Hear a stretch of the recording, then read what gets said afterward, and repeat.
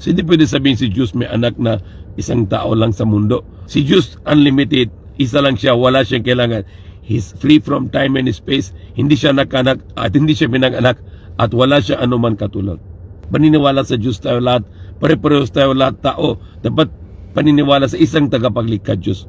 At hingi tayo ng tulong, hingi tayo ng patawad para wala siyang parusa. Marami na parusa dito sa mundo na earthquake, mga lindol, mga flood, yung baha. Yan galing si Diyos kaya may parusa.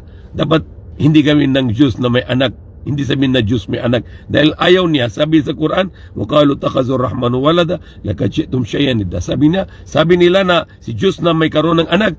Sabi na Diyos, yan na ginagawa ng masamang ng salita si Diyos na may anak. Hindi pwede sabihin. Sabihin mo si Jesus Christ, mabait na alipin ng Diyos. Mahal-mahal ng Diyos kay Jesus Christ. Dahil mabait siya ng tao si Jesus Christ, mabait siya na isang propeta.